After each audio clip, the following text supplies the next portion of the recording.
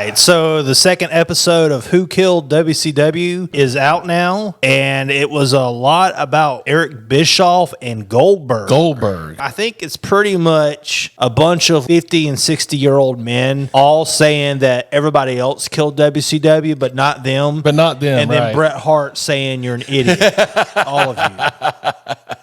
So they hammered on Goldberg, but does that mean they were trying to blame Goldberg in any way? Because out of all these guys, I mean, except for Bret Hart, I don't see how you can blame Goldberg. Basically, several people argue that Goldberg just sucked. Well, I get that, but it's the people that brought him in that was the problem. They gave him a job and he took it. Yeah. He was a former NFL player that was probably rushed through training because he had the look and they had this idea of giving him this undefeated streak, and he didn't have any in-ring experience. So what do you expect to happen? Yeah, he was trained in the power plant. Right, the power plant, right. The thing is, yes, maybe his start wasn't his to blame, but he never got good. I mean, he nearly killed Bray Wyatt and The Undertaker in the WWE years later. They brought his ancient rear end into the WWE. I don't know why they did it, because like he couldn't even do like the jackhammer properly anymore. It just was not good. They talked about two matches, one with Scott Hall and one with Bret Hart. And Scott Hall was all like, what the fuck are you doing? Because he fucked up some easy headlock takeover or some shit. It sounds like he beat up Bret Hart pretty bad. He kicked him in the head. Right. And caused a concussion. Right. Although I didn't know this, though. This did paint Goldberg in a better light. Mm-hmm. Goldberg did call the move.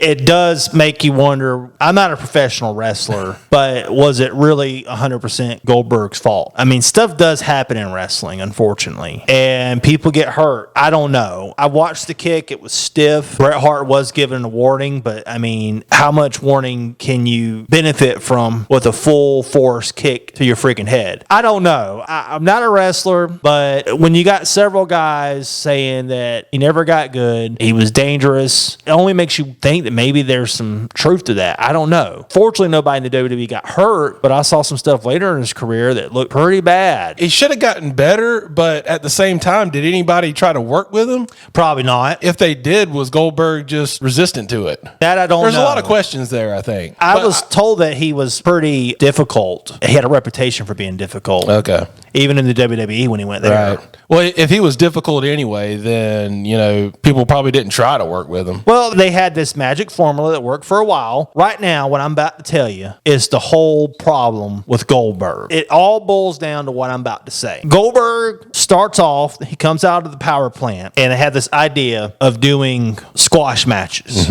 with Goldberg. And it worked, because you had this big, menacing guy, very muscular, came out of football. WCW was a Georgia-based company, so he was homegrown talent for real. He would just plow through the competition, and they would put him up against guys that were good at making him look good, like Hugh Morris. Hugh Morris was basically low-card talent, but he was actually good. I mean, he fought Hugh Morris probably 1,000,000 times.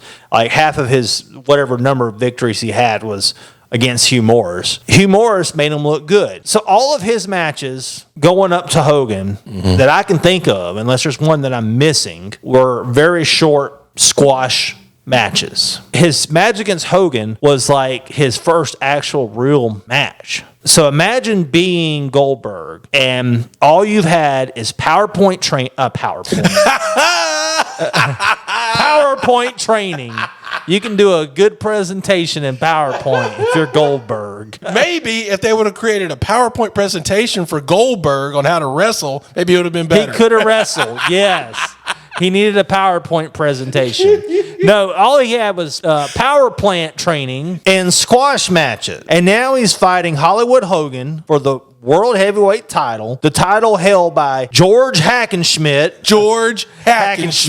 First World Heavyweight Championship. Here's Goldberg winning the belt. Yeah. That has the legacy that goes back to then. Yeah. Goldberg beats Hollywood Hogan. He fights a pretty good match against DDP at Halloween Havoc. He does a commendable effort. Of course, DDP was a genius in the ring at that time. But the matches with Hogan and DDP weren't that bad, though, right? No, they weren't terrible matches. Did Hogan or DDP MVP get concussed in their matches with him? Not that I know of. Right. So, yeah, it does make you wonder. Okay, I'm going to take the other side of this. When Sting did aerial maneuver jumping over the top rope on the Rick Rude in Japan, that was a career-ending injury for Rick Rude. Is that Sting's fault for not noticing that? Is it Rick Rude's fault? Sometimes stuff just happens in wrestling. Yeah. That's unfortunate. And it was tragic because it was early in his career. I never heard anybody blame Sting for that. So it does make me wonder, is Goldberg responsible for ending Bret Hart's career? Is he 100% responsible? Is he partly responsible? But before we get to Bret Hart, there's some things going on behind the scenes that the documentary points out. One of which is that Kevin Nash decided to help his buddy Eric Bischoff with his booking. Kevin Nash decides that he is over and that Goldberg is going to job to him. Here's the part where I'm going to speak good about Goldberg. The formula of having Goldberg go out there, squash a guy, win the match, remain undefeated was working. It was working when he beat Hogan. It was working when he lost the title to Kevin Nash at Starrcade with the help of Scott Hall using a cattle prod. It was working all that time.